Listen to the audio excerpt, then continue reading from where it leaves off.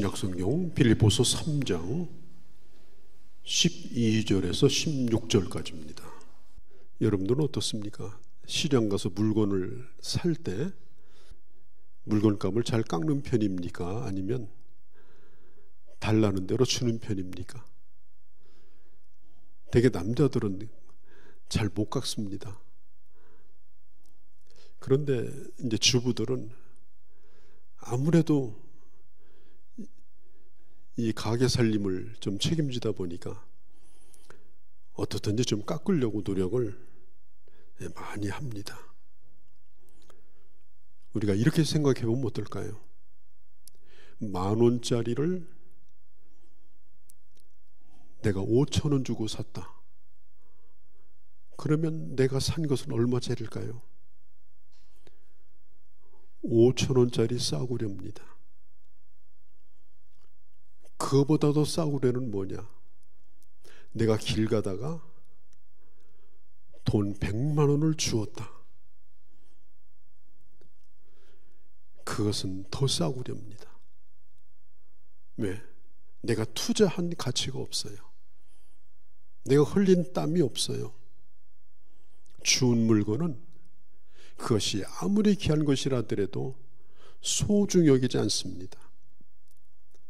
정당한 값을 치르고 작은 것이라 할지라도 내 것을 지불한 거, 그것은 연필 한 토막도 사람들은 그걸 귀하게 생각하고 샀을 때를 기억하고 쓸 때를 기억하고 그 몽땅 연필이라 하더라도 잊어버리면 그것을 대단히 섭섭해하는 것이 우리들이에요. 왜 그럴까요? 대가를 지불했기 때문입니다. 비싸게 준 것은 비싼 만큼 비싼 가치가 있는 겁니다. 사실 우리가 뭘 주고 산다, 이것은 내가 지금 가지고 있는 이 돈이라고 하는 가치를 그 물건을 사기 위해서 그 가격만큼 포기하는 거예요. 내가 그 값을 포기하지 않으면 그 사람이 절대로 나한테 그 물건을 주지 않습니다.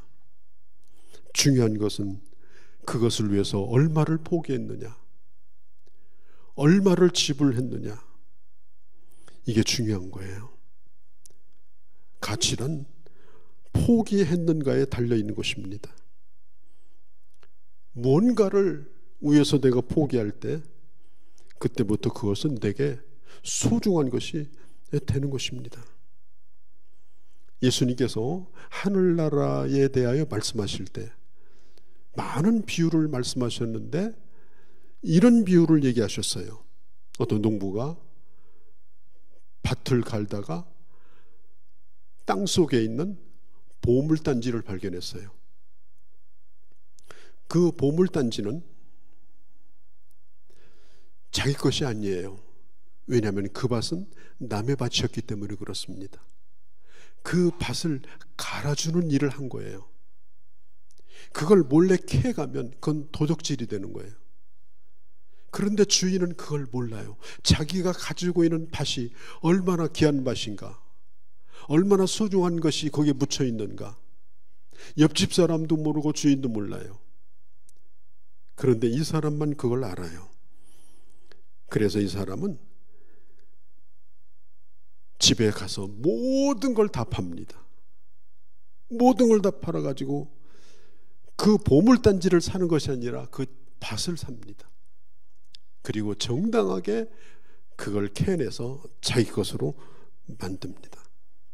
예수님은 이렇게 말씀합니다. 하나님의 나라는 바로 이런 것이다.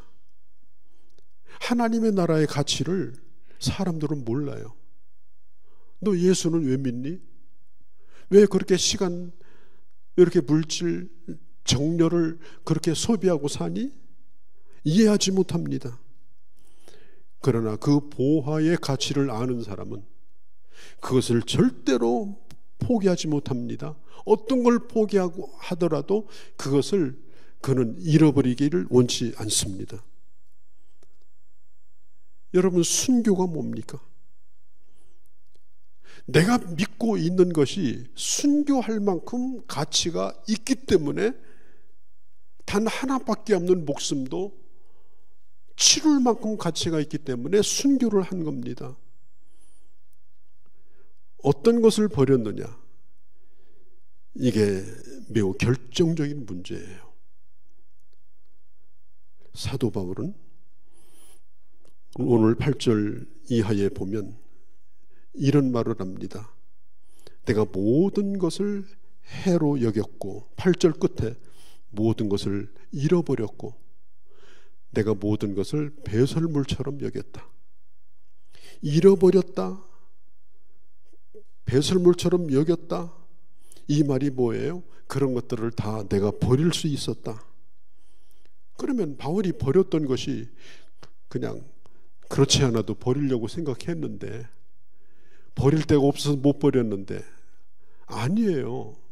바울은 자기가 과거에 가지고 있던 것은 자기가 가장 아끼는 것들이었어요. 여기 몇 가지를 그가 얘기를 하는데요. 4절, 5절, 6절에 바울이 자기 과거 얘기를 합니다. 나는 단지 8일 만에 할례를 받았다. 유대인들은 남자가 태어나면 단지 8일 만에 할례를 받아요. 그 할례는 뭐냐면 하나님과 언약이 있는 백성이다. 정통 유대인이다. 그래서 모든 유대인이 남자면 다 받는 할례지만 할례를 받은 사람은 그것을 대단히 소중하게 여겼습니다. 왜? 하나님과 나는 관계가 있는 사람이라는 거예요. 이교도들도 유대인이 아니지만 유대교로 개종을 하면 나이와 상관없이 30세, 40세에도 할례를 받습니다. 바울은 얘기합니다. 나는 개종한 사람이 아니다. 나는 유대인으로 태어나서 정상적으로 8일 만에 할례를 받은 나는 순수한 이스라엘 사람이다. 그런 뜻이에요. 사도 바울은 또 이렇게 말합니다. 나는 이스라엘 족속이다. 야곱이 야복 강가에서 하나님과 밤새도록 씨름을 해서 하나님으로부터 받은 이름이 뭔지 아세요? 너는 오늘부터 야곱이라고 하지 말고 이스라엘이라고 고쳐 불러라. 그래서 이 이스라엘이 야곱의 후손들의 나라의 이름이 된 거예요. 사도 바울은 자기가 이스라엘 나라 족속 야곱의 후손이라는 것에 대해서 자부심을 가진 사람이에요. 그래서 나는 이스라엘 자손이다. 바울은 나는 베냐민 지파다. 이 베냐민이라는 말은 사랑받는 자라는 뜻입니다. 야곱에게는 라헬이라는 아내가 있었는데 그 아내를 야곱이 몹시 사랑했습니다. 그런데 아들 둘을 낳고 죽었어요. 요셉과 베냐민이에요. 그래서 야곱은 요셉도 사랑했지만 그 막내인 베냐민을 몹시 사랑했습니다. 생명처럼. 그런데 그 베냐민의 후손 가운데서 이스라엘 나라가 건국되고 초대 왕이 임명이 되는데 베냐민 지파 사람이 임명이 된 거예요. 그 이름이 사울입니다. 사울이라고 하는 이름을 아버지가 지어줄 때 이 바울의 본래 이름이 사울이에요. 그래서 너는 사울 같은 인물이 되라. 그래서 바울이 사울이라는 이름을 본래 가지고 있었어요. 바울은 그가 예수 믿기 전에는 사울이라고 불렀습니다. 나는 베냐민의 집하고 나의 이름은 사울이다. 얼마나 대단한 자부심이 있었겠습니까? 나는 왕의 자손이다. 내 이름이 바로 사울이다. 내가 왕이로소이다. 이런 자부심. 히브리인 중에 히브리인이다.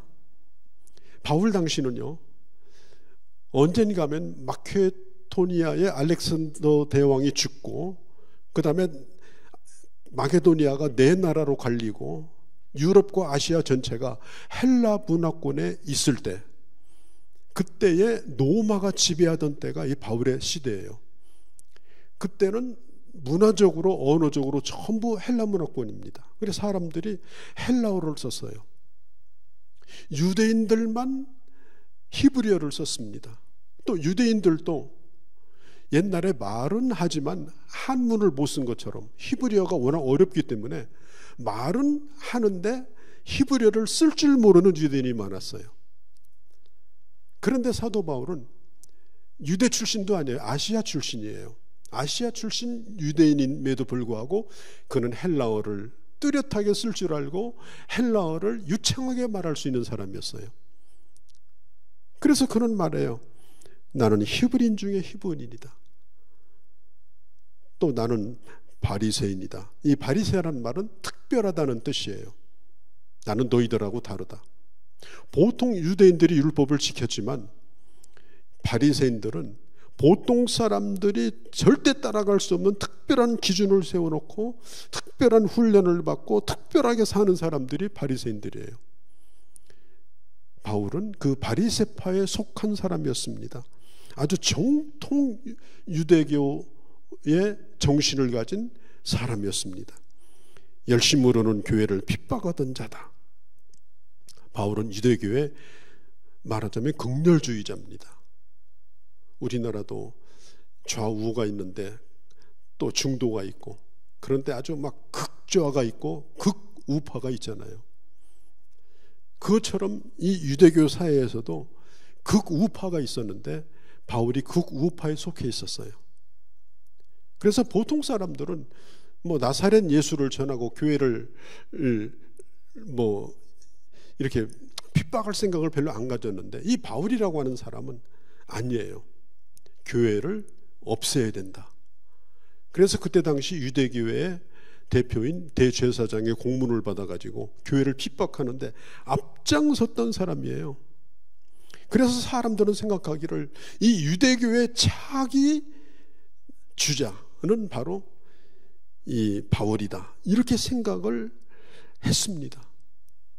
율법의 의로는 흠이 없는 자다.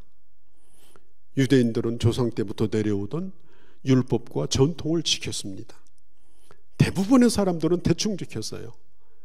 그런데 바울은 철두철미하게 지켰고 자기가 자기를 생각해도 어긴 게 없어. 거의 완전에 가까운 사람이에요. 유대교 기준으로 볼 때 어디다 내놓아도 당당한 사람. 그는 유대교사에서 비주류로 있다가 어슬렁거리다가 어디 밥 주는 데 없나 기웃거리다가 교회 슬쩍 들어와서 예수 믿고 이런 사람이 아니에요. 바울은 그럴 생각도 없는 사람이고 예수 믿는 걸 아주 가치없게 여겼고 그리고 예수 믿는 사람을 죽여야 될 존재라고 생각했던 사람이 바울이에요. 그런데 바울이 교회를 핍박하기 위해서 다마스커스로 가다가 거기서 예수 그리스도를 만납니다. 잠자다가 만난 게 아니에요. 난 12시에 호원한 대낮에 햇빛보다도 더 밝은 빛을 그가 경험합니다. 그때 예수 그리스도의 음성을 듣습니다. 그리고 그의 눈이 멀어버립니다. 그리고 그는 완전히 눈을 뜨면서 새로운 사람이 됐어요. 아마 바울이 얼마나 깐깐한지 잠자다가 봤으면 내가 헛것 봤다고 하고 덮어버렸을 거예요. 그런데 대낮에 분명하게 모든 사람이 다 알 수 있도록 다메섹의 다마스커스에 사는 사람들이 다 소문을 듣고 알 수 있을 정도로 이 바울은 주님을 확실하게 만난 겁니다. 그리고 바울은 12절에 이렇게 말해요. 그때부터 내가 주님에게 붙잡힌 바 되었다. 주님에게 붙잡힌 바 되었다. 여러분, 바울이 주님을 붙들은 게 아니에요. 주님이 바울을 붙들어 버린 거예요. 그리고 안 놔준 거예요. 포로로 잡으신 거예요. 그리고 명령을 내려요. 너는 지금부터 유대인이 아닌 이방인들에게 복음을 전하는 사람이 되라. 바울을 붙들어 놓고 얼마 되지도 않았는데 명령을 내려요. 너는 지금부터 눈을 뜨는 순간, 바울이 눈이 멀었었거든요. 주님 만나고. 그리고 이방인을 전도하는 전도자가 되라. 바울은 예수가 누군지, 하나님이 누군지, 예수 그리스도를 보내신 하나님이 누군지 그는 모르던 사람이었는데 주님이 붙드는 거예요. 그리고 그때부터 주님의 것이 된 겁니다. 여러분, 바울을 붙드신 주님께서 우리도 붙드신 줄을 믿습니다. 주님이 우리도 불러주셨어요. 우리도 그렇게 붙잡아 주셨어요.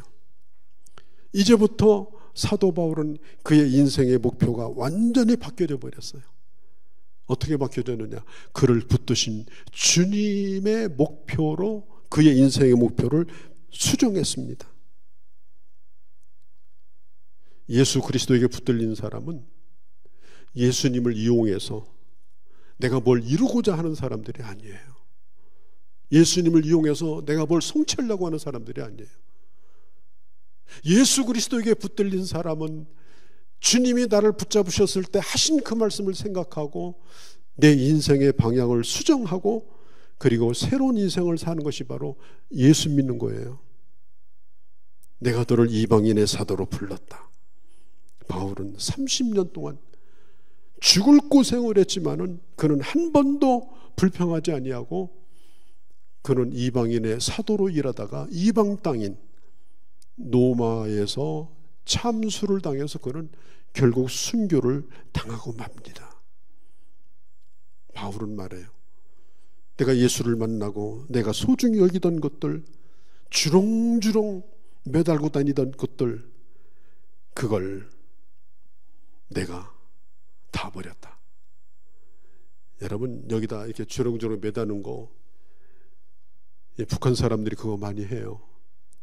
북한들 막 나이 드신 장군들 보세요. 막 여기 턱 밑에서부터 바지가랑이까지 훈장이 덜렁덜렁합니다. 그런데 어느 날 붙잡혀 가서 죽어요. 그 훈장 아무것도 필요 없는 거예요. 우리도 마찬가지예요. 우리가 이 세상에서 달고 다니는 자랑이라고 생각되는 것들, 대단하다고 생각되는 것들, 그거 나중에 아무 소용이 없어요. 스키발라, 사도 바울이 그걸 배설물이라고 생각해서 스키발라, 화장실에다 버리고 오는 거. 그가 예수 그리스도를 알고 나서 그가 자랑하던 것들, 가치게 여기던 것들이 오히려 자꾸 거추장스러워요. 너 배웠잖아, 너 잘났잖아, 너 아무개잖아. 바울이 제일 듣기 싫은 게 그거예요. 나 바울은 옛날에 죽었다. 저 화장실에다 다 쏟아버렸다. 나는 새로운 하나님의 사람이다. 그래서 바울은 이름을 사울을 바울로 바꾸고 그리고 그는 예수 그리스도의 사도로 삶을 시작하게 된 겁니다. 그게 바울의 과거입니다. 그럼 바울은 오늘 어떻게 살고 있는가? 여러분, 우리 삶에 있어서 이 현재라고 하는 시간은 대단히 중요합니다. 우리는 벌써 올 한 해도 이제 6개월을 맞고 있어요. 얼마나 힘들게 시간을 보내왔어요. 그런데 견디다 보니까 6개월이에요. 덥다고 부채질 몇 번 하면 벌써 찬바람이 부채질 안 해도 불어와요. 세월 빨라요. 그런 시간 속에서 오늘 우리가 이 현재를 살고 있는 것입니다. 운동선수 감독들이요, 운동선수들에게 계속해서 주입하는 것이 뭔지 아세요? 오늘 게임만 생각하라는 거예요. 오늘 게임만, 모든 걸 잃어버리고 오늘 해야 될 이 경기만 생각해라. 다음 경기를 어떻게 해야 되나, 올림픽 나갈 수 있나, 또 과거에 뭐 헛발질한 거 다 잃어버리고 오늘 너에게 주어진 그 자리에서 너의 최선을 다하라. 다음 작전이 아닙니다. 지나온 과거도 아닙니다. 그래서 선수들은 끊임없이 자기가 하고 있는 경기에 집중하는 훈련을 받아요. 아무리 못했던 사람도 최선을 다해서 뛸 수 있는 훈련을 받습니다. 왜? 과거는 지나간 거예요. 또 다음에 해야 될 게임은 그때 가서 해야 되는 거예요. 오늘이 중요한 거예요.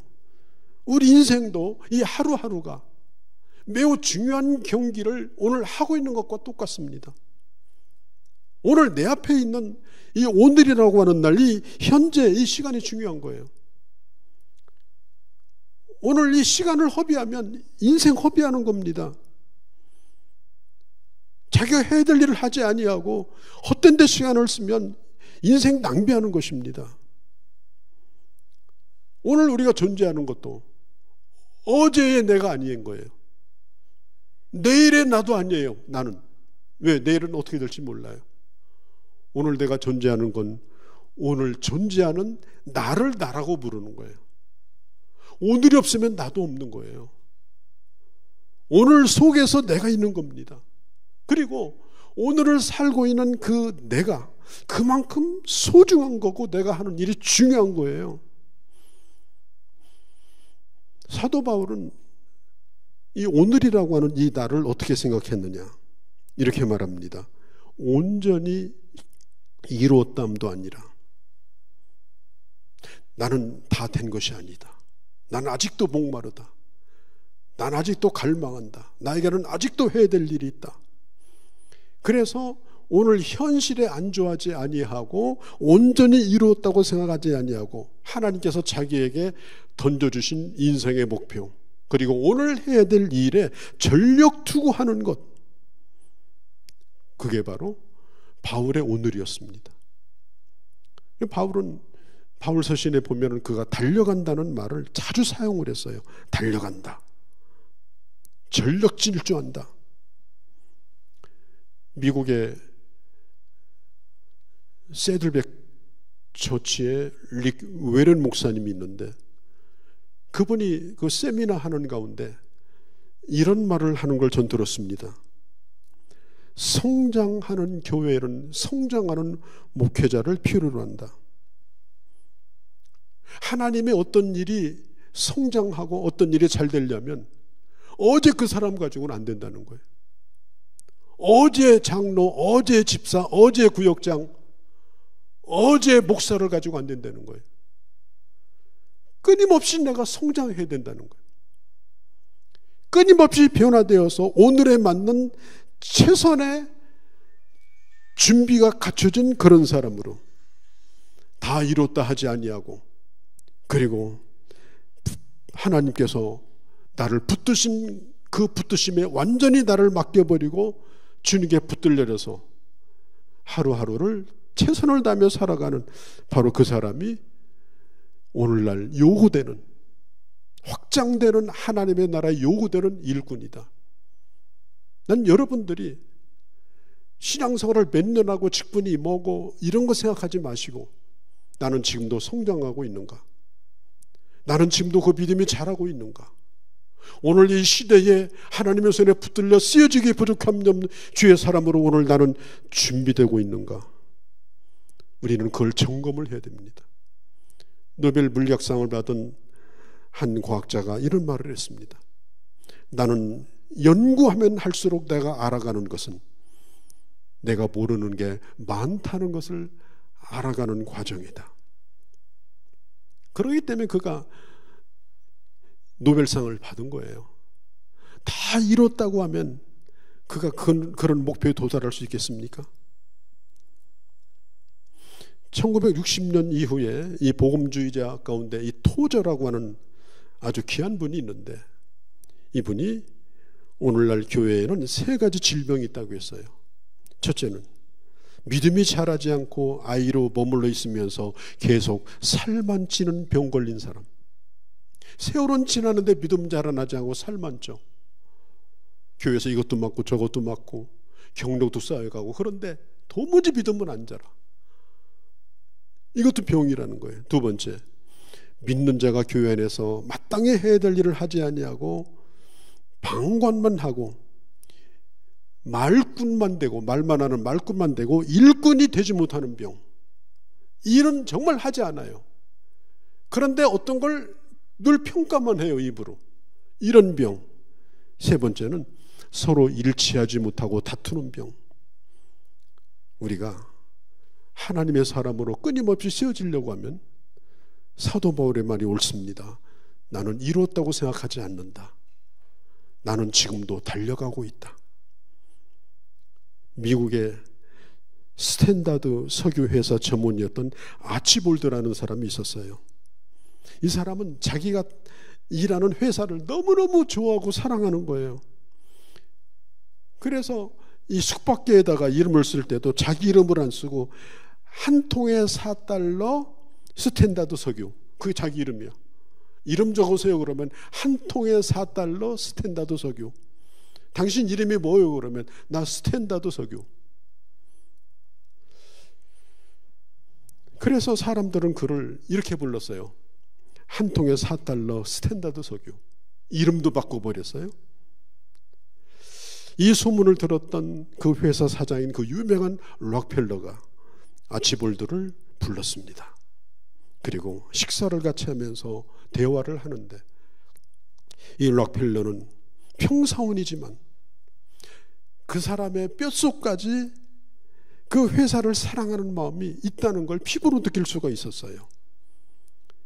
록펠러는 그가 얼마나 회사를 사랑하는지, 얼마나 충성스러운 사람인지 감동을 받습니다. 그래서 그는 이 아치볼드가 그 회사에 없어서는 안 될 사람이라고 잘 마음에 두었다가 마침내는 그의 후계자로 세계 최대 석유회사를 맡는 그런 경영자가 되었습니다. 오늘이 그래서 중요한 거예요. 오늘 내가 어떻게 살고 있는가? 오늘 내가 그 일을 어떻게 하고 있는가? 어떤 자세로 오늘 내가 다 이뤘다, 요만하면 됐다가 아니라 오늘도 이루기 위하여 주님이 나를 붙들었기 때문에 주님과 함께하면 뭐든지 할 수 있다는 이 확실한 믿음과 하나님의 능력에 대한 신뢰를 가지고 앞을 향해서 나가는 그 사람을 하나님은 기억하시고 쓰신다라고 하는 것입니다. 아마 여러분들은 잘 모르실 거예요. 박동진 씨라고. 이분은 우리나라 이 명창 가운데 유명한 명창입니다. 그런데 이분이 장로예요. 교회 장로. 80이 좀 넘었을 때까지 2007년도에 이분이 돌아가셨는데요. 찬송가, 예수님의 십자가 장면 이런 걸 판소리로 만드신 분이에요. 그런데 이분은 그가 돌아가시던 날도 소리 공부하려고 전수관에 가서 소리 공부하다가 돌아가셨어요. 80 넘으신 분이. 그가 87세에 돌아가셨는데 눈이 오나 비가 오나 그는 노래 공부하는 데 가서 계속해서 그 소리를 하루에 4시간씩 연습을 했다고 합니다. 하도 그렇게 하니까 어떤 기자가 신기해서 물었대요. 아니, 소리 연습하는 것은 그렇게 끊이지 않고 하는 이유가 뭡니까? 그가 이렇게 말했습니다. 이게 내가 사는 이유다. 이게 내가 사는 이유다. 내가 이걸 제대로 못하면 이게 사는 게 아니다. 그래서 죽을 때까지 연습하다가 연습하는 자리에서 죽었어요. 저도 참 그날을 기억합니다마는 이뤘담이 아니에요. 인간문화재가 되고 모든 사람이 알아준다고 이뤘다는 게 아니에요. 하나님이 내게 주신 달란트와 하나님이 주신 내게 나를 붙드신 목적, 나를 부르신 목적, 그 목적이 뭔가를 깨닫고 그 일을 향해서 앞으로 나가는 거예요. 과거도 다 잊어버립니다. 미래에 대한 걱정도 다 잃어버립니다. 우리가 운전을 할 때도 백밀러가 필요합니다. 그러나 백밀러만 보고 운전하면 큰일 납니다. 그건 가끔 한 번씩 보면 돼요. 중요한 것은 앞을 바라보고 하는 겁니다. 우리 예수 믿는 사람은 미래지향적입니다. 미래를 향해서 나가는 거예요. 과거는 현재를 사는 자원이 됩니다. 또 미래는 이 현재의 꿈을 꿀 수 있도록 해줍니다. 그래서 예수 믿는 사람에게도 이 미래가 또한 중요한 거예요. 하나님의 사람은 미래를 바라보는 꿈을 가지고 삽니다. 여러분, 꿈은 누구라도 꿀 수 있어요. 꿈꾸는데 돈 들지 않아요. 그냥 누워있으면 꿈꾸면 돼요. 꿈은 얼마나 속도가 빠른지 달나라 태양계 우주를 벗어나는데 1초도 안 걸려요. 꿈이라고 하는 것은 우리가 그리스도 안에서 이 꿈을 꾼다고 하는 것은 대단히 놀라운 겁니다. 우리가 이미지 메이킹이라는 거 있죠. 운동선수들, 예술하는 사람들, 또 연설하는 프레젠테이션 하는 사람들 전부 이미지 메이킹을 합니다. 뭘 하는가 하면 가만히 앉아서 그 일을 시작할 때부터 끝날 때까지 상상을 하는 거예요. 나는 나가서 이런 말을 하고 이런 태도를 취하고 나는 이렇게 하고 끝날 거다. 심지어 조성진 같은 유명한 피아니스트도 이미지 메이킹을 합니다. 그 어마어마한 악보를 이미 다 외웠어요. 그런데 머릿속으로 치는 거예요. 머릿속으로 다 칩니다. 빠른 속도로 그 곡을 다 쳐보는 거예요. 우리가 오늘을 살고 있지만은 앞으로 내가 해야 될 일들, 내가 나아가야 될 길들, 내가 가지고 있는 인생의 계획들, 꿈들, 이런 것들을 끊임없이 주님 안에서 이미지 메이킹을 하는 거예요. 그래서 그런 꿈을 꾸는 거예요. 그리고 계속해서 그 길을 향해서 나가는 거예요. 오늘 결론적으로 제가 매우 중요한 얘기를 합니다. 이렇게 생각할지니 그대로 행할 것이라. 따라합시다. 그대로 행할 것이라. 그대로 행할 것이라. 그대로 행한다는 이 스토이케오라는 말은 라인, 선을 따라서 간다는 뜻이에요. 선을 따라서 간다. 자기의 코스를 가는 거예요. 신앙생활은 경쟁이 아니에요. 뒤따라오는 사람을 쳐다볼 필요도 없고 앞에 가는 사람 부러워할 필요도 없어요. 완주하는 게 중요해요. 내가 오늘 가야 될 그 길을 끝까지 완주하는 것. 여러분 연어 잘 아시죠? 우리 앞으로 연어 고기를 먹을 때마다 존경을 표하고 드셔야 돼. 살 한 점이라도. 왜냐하면 연어는 대단합니다. 이 다큐멘터리를 보면요, 이 급물살, 저 알래스카의 연어도 그렇고요, 우리나라 동해안에 오는 연어도 마찬가지입니다. 아무리 강한 급물살도요 하늘을 향해서 뛰어오릅니다. 댐도 뛰어오릅니다. 댐으로 올라가는 물길을요 거꾸로 타고 올라가서 댐으로 들어가요. 이 아주 강렬한 이 본능. 그래서 끊임없이 연어의 머릿속에는 강상류를 향해서 가는 거예요. 강상류에 가면 깊은 물이 점점점 낮아지다가 어느 날 자갈밭을 만나고 자기 어머니가 나를 낳았던 그 장소, 자갈이 있고 물이 졸졸 흐르는 거기에다가 자기도 알을 낳는 거예요. 그리고 거기서 연어는 죽어요.